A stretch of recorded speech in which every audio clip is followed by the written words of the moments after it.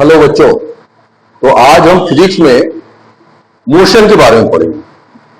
तो मोशन के बारे में पढ़ने से पहले हम लोग एक छोटा सा टॉपिक डिस्कस कर लेंगे, that is what is vector and what is scalar.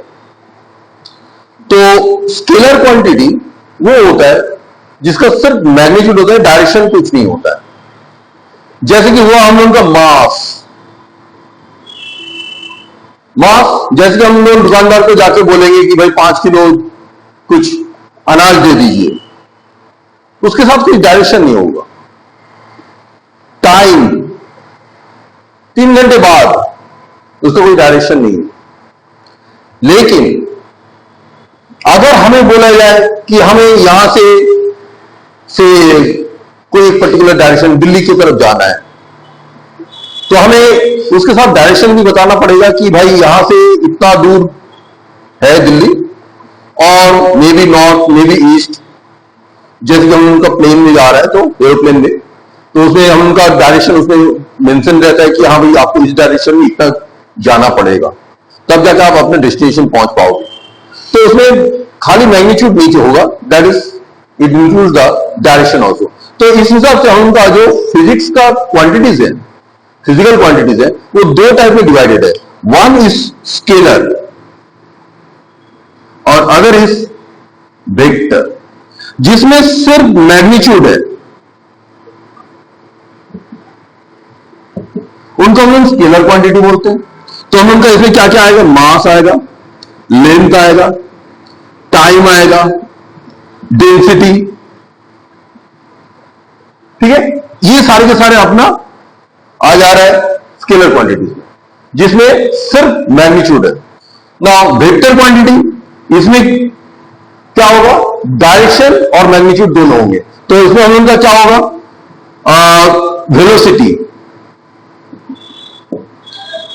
और एक्सेलरेशन, डिस्प्लेसमेंट। तो बेसिकली ये 3 चीजें जो जिसके बारे में हम लोग पढ़ेंगे, और ये तीनों ही चीजें हमारा वेक्टर्स में है। और इसी के करस्पॉन्डिंग जो स्केलर है, वेलोसिटी का स्केलर आता है स्पीड। स्पीड में सिर्फ मैग्नीट्यूड होता है।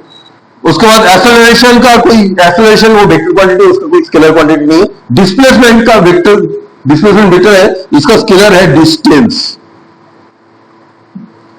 तो ये है हम लोग का basic difference between the vector and scalar.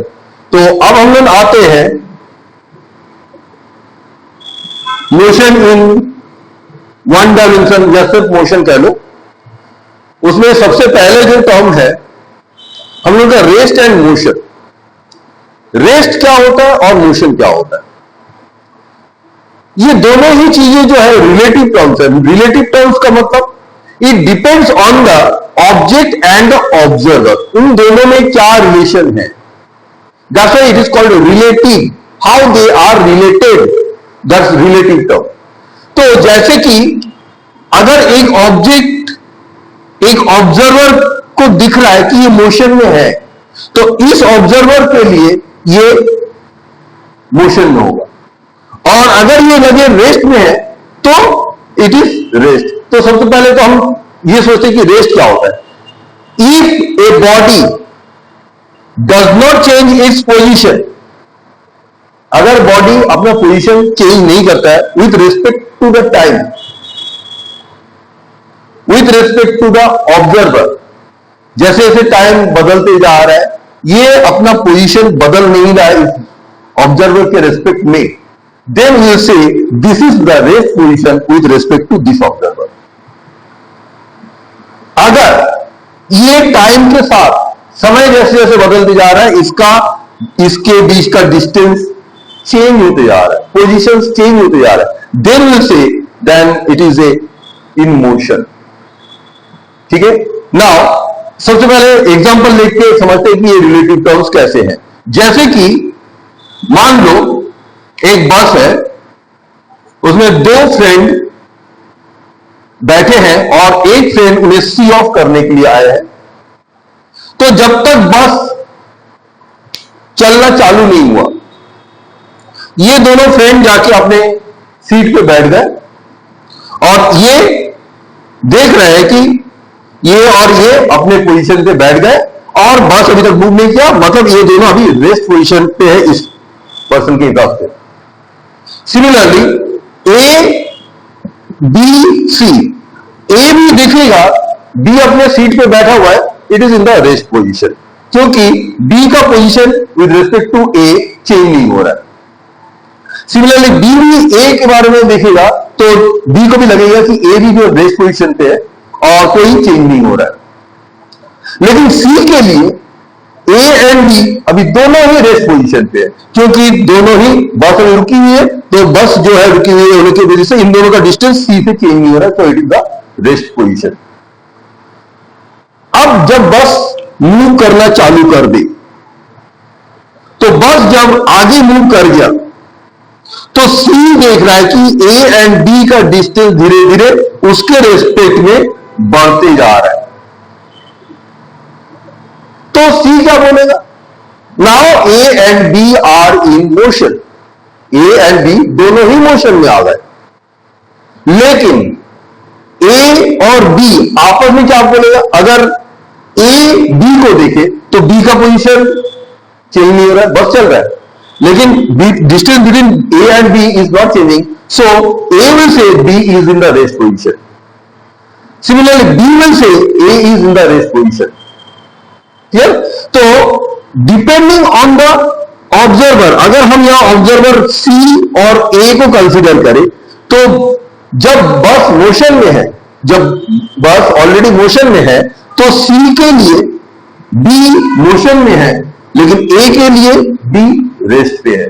तो ये जो रिलेटिव टर्म्स है, हाउ दे आर रिलेटेड, तो एक तरह से देखा जाए तो ये जो है observer how he is feeling, so that's why rest and motion both are relative term, it will depend on the observer and the object.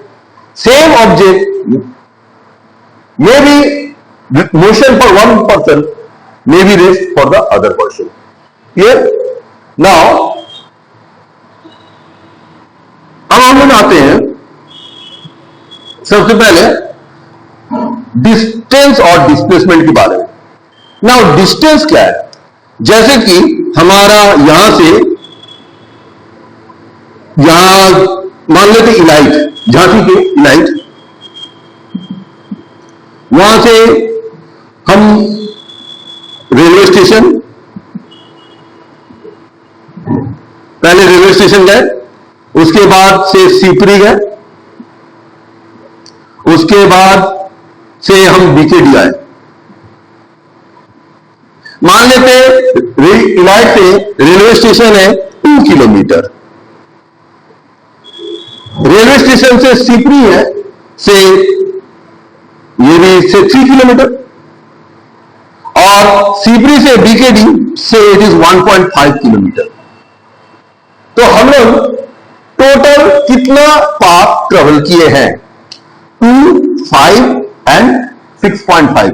तो हम लोग इलाइट से बीकेडी जाने के लिए टोटल डिस्टेंस जो ट्रेवल किए हैं, जो total length of the path हम ट्रेवल किए, that it is 6.5 kilometre and that is called the distance. So distance it is the actual length of the path that we have travel to reach from one position to another position. Now इसी के respect में distance it is the scalar quantity. यहां पे हमने कोई एक particular direction mention नहीं किया, कोई एक पर्टिकुलर डायरेक्शन में नहीं गए, तो इसीलिए हम लोगों का डायरेक्शन कोई फिक्स है नहीं, और इसीलिए distance is a scalar quantity. जब हम डिस्टेंस डिस्कस कर रहे हैं, हमारा डायरेक्शन फिक्स नहीं रहेगा, कभी टर्न लेंगे, इधर लेंगे, उधर लेंगे, so that is the distance is a scalar quantity. Now अगर हम डिस्प्लेसमेंट की बात करें, what is the shortest distance between the elite and BKD? Shortest distance between the elite and BKD, ये नहीं कि जो पाथ थोड़ा सा कर रहे हैं वो वाला पाथ हम नहीं बोल रहे। हम अगर देखेंगे तो ये जो यहां से ये पोजीशन स्ट्रेट पाथ, भले रास्ता हो या ना हो, हम लोग बाई एयर इलाइट के ऊपर में कोई हाइट से सीधे बीकेडी के ऊपर में कोई हाइट पहुंचे, तो हम अगर स्ट्रेट पाथ ज्वाइन करें, वो जो डिस्टेंस होगा, वो जो लेंथ होगा, that is the magnitude of the displacement, और इस समय हम उनका एक डायरेक्शन भी है, से it is in this direction and we will give it by the arrow. तो हम लोग जब स्ट्रेट पाथ में जा रहे हैं, एक पॉइंट से एक इनिशियल पॉइंट, स्टार्टिंग पॉइंट से एंड पॉइंट एक ही डायरेक्शन में जा रहे, तो हम लोग डायरेक्शन बोलने में कोई दिक्कत नहीं है, हमें कोई कंफ्यूजन नहीं है, हमारा डायरेक्शन चेंज नहीं हो रहा है, we are moving in same direction, so we are maintaining the direction. लेकिन इसमें हम उनका डायरेक्शन चेंज होते जा रहा है, सो हमारा यहाँ पे डायरेक्शन फिक्स नहीं है, so we don't have any definite direction. Displacement में हमारा डेफिनेट डायरेक्शन इसलिए है कि it is straight path and this length it may be say 2.5 kilometre. तो हम उनका डिस्प्लेसमेंट अगर हम देखें तो Elite to BKD it is 2.5 kilometre, और ये डायरेक्शन दिया जाएगा इसको ई टू बी, हम मैथमेटिकली वेक्टर में ऐसे ई टू बी मतलब इलाइट टू बीकेडी ऐसे एरो देके मेंशन कर देते हैं, क्योंकि ये एक पर्टिकुलर डायरेक्शन होगा। लेकिन जब हम डिस्टेंस बोलेंगे तो ई टू बी डिस्टेंस इलाइट to BKD distance it is say 6.5 kilometre. तो मेरे ख्याल से डिस्टेंस और डिस्प्लेसमेंट का जो अपना आइडिया है वो क्लियर हो गया। अभी हम लोग और एक एग्जांपल लेके देखते हैं।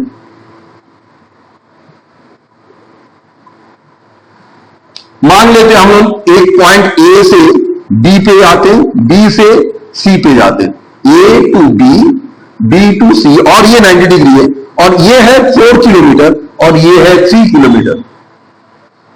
सो what is the total distance we have move to reach A to C? 4 + 3 that is 7 kilometre.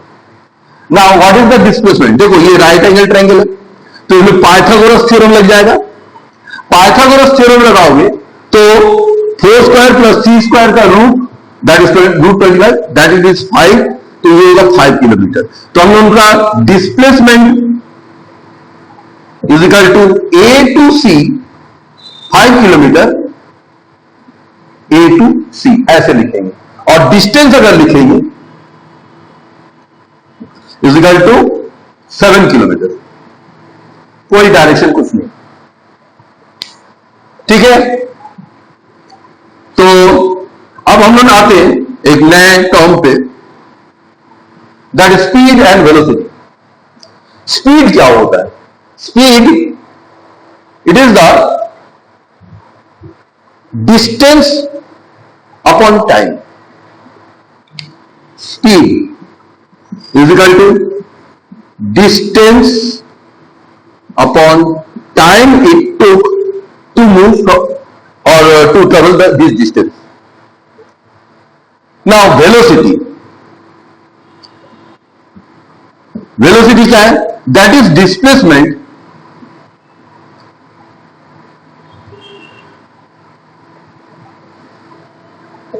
upon time,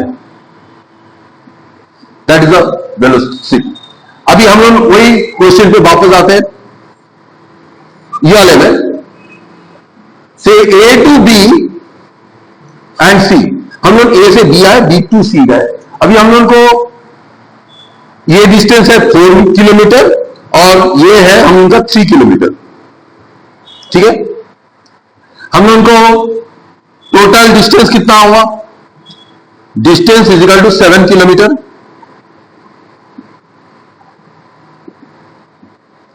और लेकिन the time is equal to हमें लगा से इट इज 2 आवर लगा, 2 घंटे लगे। यहां से यहां पहुंचने में हमें सिर्फ 2 घंटे लगे। तो स्पीड कितना होगा? इज इक्वल टू 7/2 यानी 3.5 किलोमीटर पर आवर।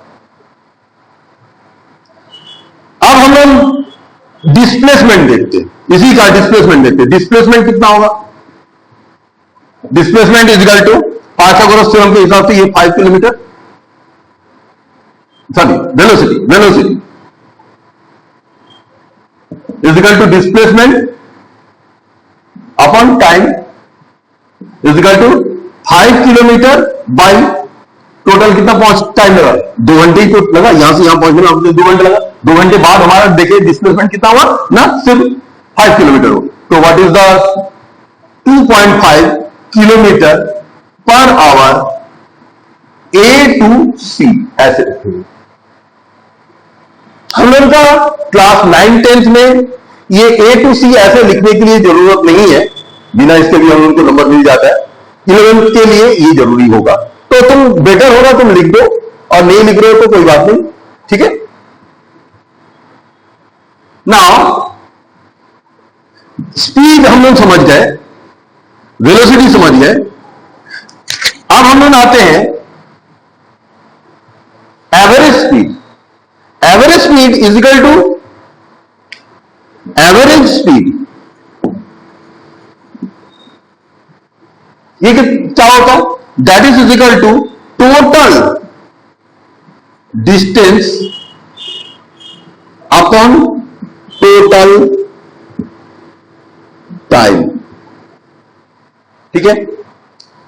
तो सबसे पहले हम इसका एक न्यूमेरिकल करके देखते हैं। लेट हम A to B, हम अभी स्टेट पाथ पे ही चल रहे हैं, से इट इज 10 किलोमीटर, और इसे जाने में हमें लगा 2 घंटे। B to C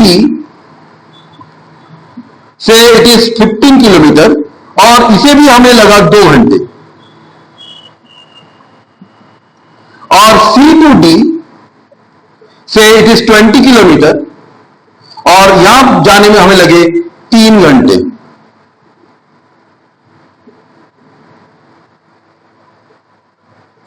तो हम लोग को A to D total distance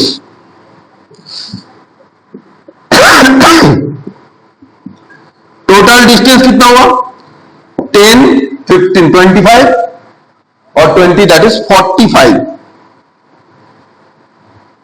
kilometre. Total time कितना लगा? 2, 2, 4, 3, 7।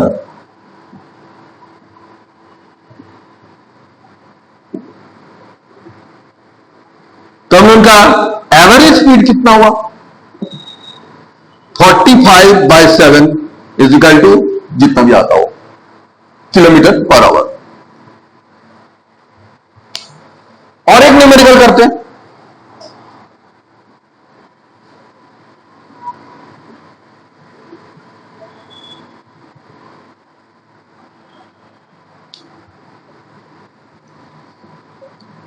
से A to B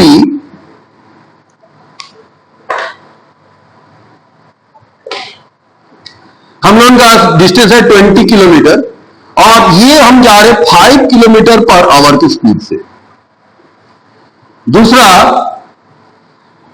B to C से इट इज 12 किलोमीटर, और यहां जा रहे हम लोग 3 किलोमीटर पर आवर के हिसाब से। Now what is the average speed? तो हम लोग का टोटल डिस्टेंस जो है इतना है, तो total distance is equal to 20 plus 12 is equal to 32 kilometre. अभी टाइम कितना लगा? यहां टाइम नहीं दिया है, इसके जगह पे स्पीड दिया है, तो सबसे पहले हमें टाइम निकालना पड़ेगा, क्योंकि हमारा एवरेज स्पीड का जो फॉर्मूला है that is total distance upon total time. हमें टाइम चाहिए, स्पीड से कोई मतलब नहीं। तो पहले हम A to B time to move A to B is equal to कितना? 20 किलोमीटर बाई स्पीड 5 किलोमीटर, यानी 4 आवर लगा। Time to move B to C कितना लगा? 12 बाई 3 किलोमीटर दैट इज 4, ये भी 4 आवर। तो हम लोग का टोटल टाइम कितना हो गया? 4 आवर प्लस 4 आवर 8 आवर। तो एवरेज स्पीड कितना हो गया? Is equal to total distance upon total time is equal to 32/8, यानी 4 किलोमीटर पर आवर। तो ये रहा हम लोग का 32/8 that is 4 kilometre per our हुआ हमारा एवरेज स्पीड। तो इस तरह से हम लोग एवरेज स्पीड निकालते हैं। अभी हम लोग एवरेज वेलोसिटी निकाल लेंगे।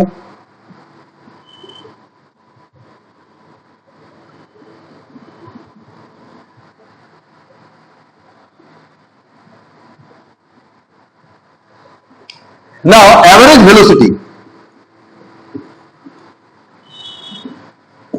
is equal to क्या होगा? टोटल डिस्प्लेसमेंट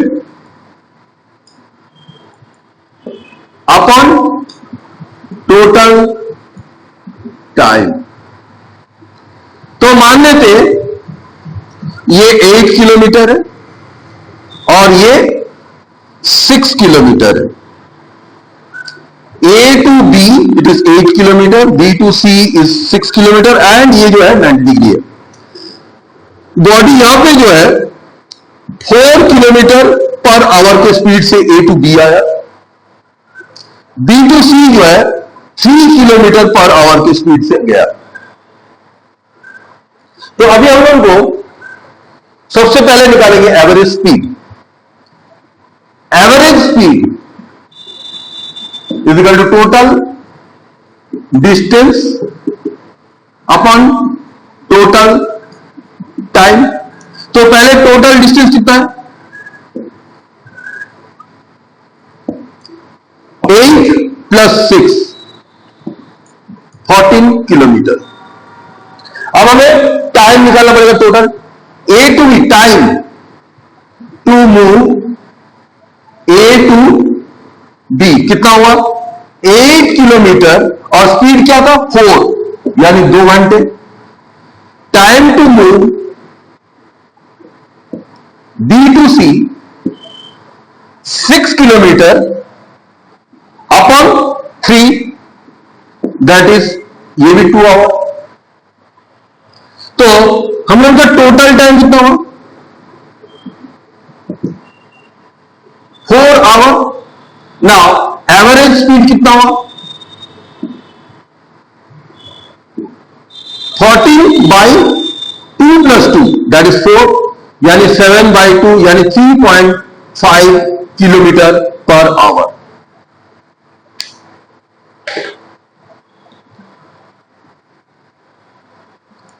अब हम लोग आते हैं एवरेज वेलोसिटी के लिए।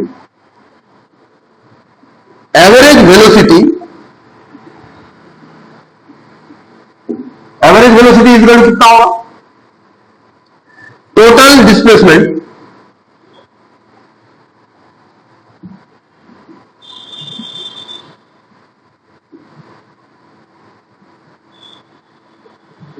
Upon total time. ना पहले टोटल डिस्प्लेसमेंट अपना कितना हो रहा है ये निकालते। तो A to C displacement Pythagoras theorem लगाओगे। ये 8 square plus 6 square that is 64 plus 36 equal to 100 उसका रूट यानी ये आ जाएगा अपना 10 किलोमीटर। तो total distance displacement is equal to 10 kilometre A to C and total time जाने में टोटल टाइम कितना लगा था? 2 प्लस 2 4 किलोमीटर। तो what is the average velocity? That is 10/4 यानी 2.5 किलोमीटर पर आवर।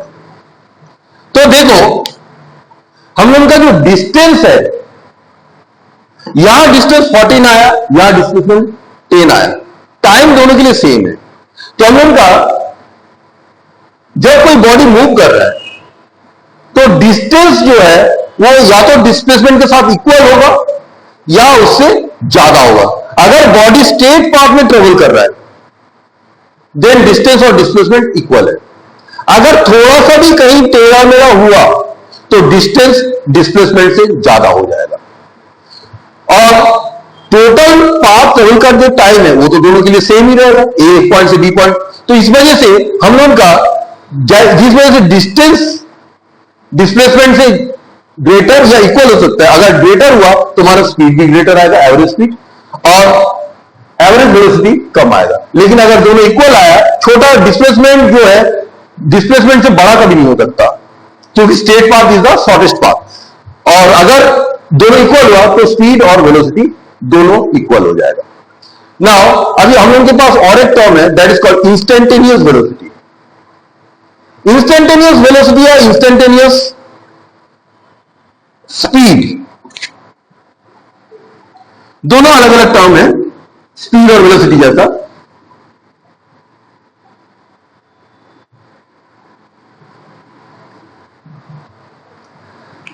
जैसे कि यहां से यहां इलाइट में हम लोग 10 बज के निकले और हम सीपरी की तरफ जा रहे हैं, और यहां हम पहुंचे 10 बज के से 20 मिनट पे।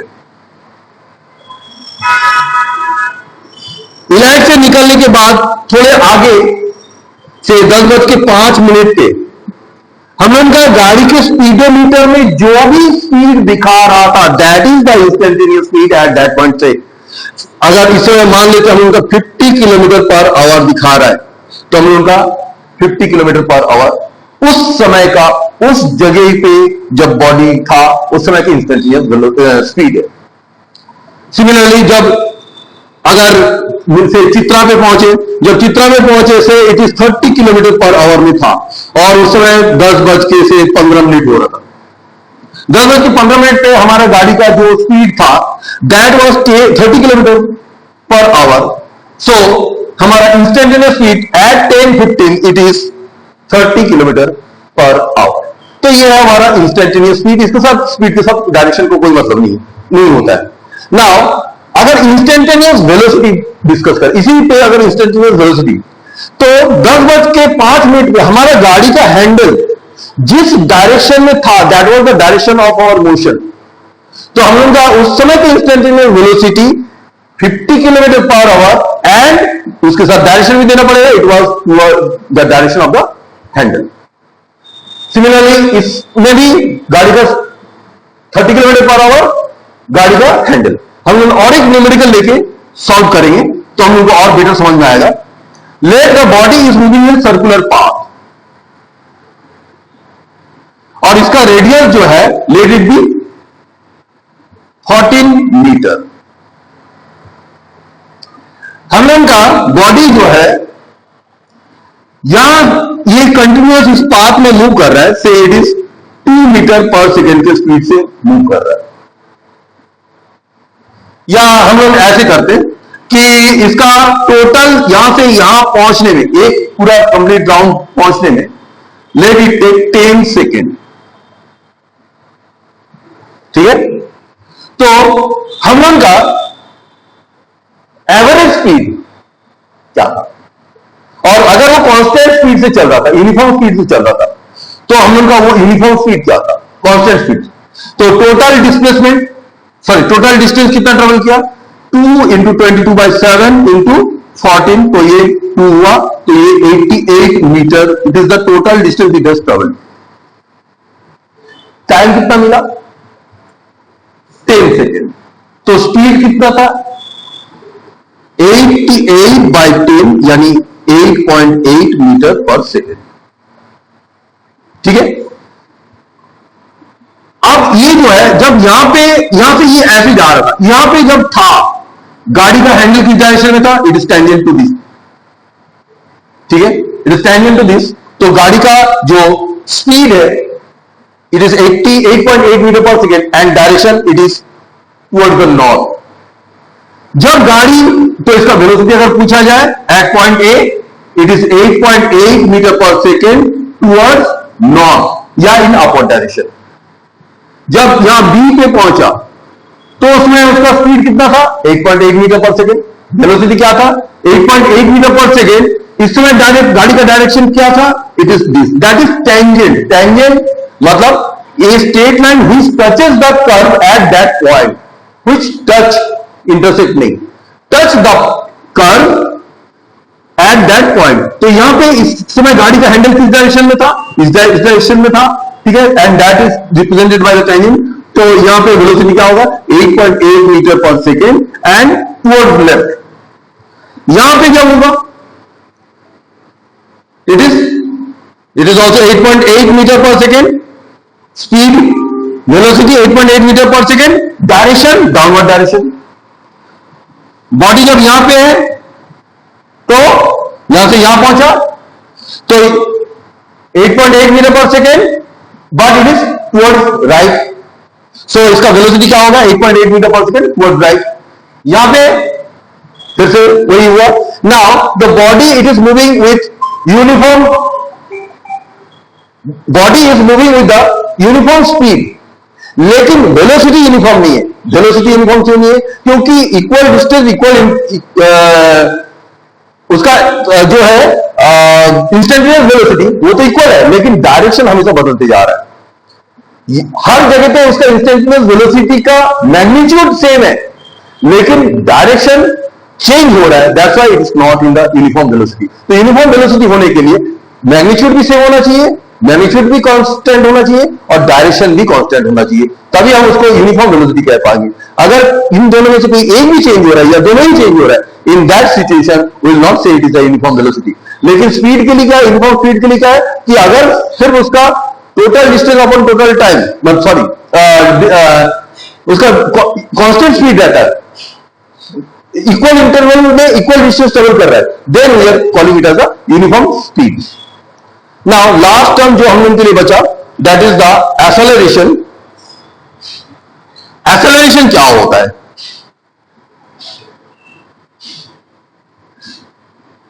नाउ हम लोग गाड़ी चलाते हैं, गाड़ी में हम लोग जानते हैं कि एक्सेलरेटर होता है. एक्सेलरेटर का काम क्या है? गाड़ी का स्पीड बढ़ाना. अगर हम ज्यादा एक्सेलरेटर घुमाएंगे, ज्यादा एक्सेलरेटर देंगे, तो गाड़ी का स्पीड क्या होगा? बहुत जल्दी कम टाइम में बढ़ जाएगा. और हम अगर कम एक्सेलरेटर देंगे तो क्या होगा कि गाड़ी का स्पीड धीरे धीरे बढ़ेगा. तो हम लोग का इनिशियल वेलोसिटी, मान लेते हैं स्टार्टिंग वेलोसिटी हम लोग का है, हम लोग जनरली इसको यू से डिनोट करते हैं. यू इज इक्वल टू से 10 मीटर पर सेकेंड. हम लोग स्टार्टिंग जो है 10 मीटर पर सेकेंड की स्पीड से जा रहे हैं. हमें स्पीड बढ़ा के से 30 मीटर पर सेकेंड करनी है.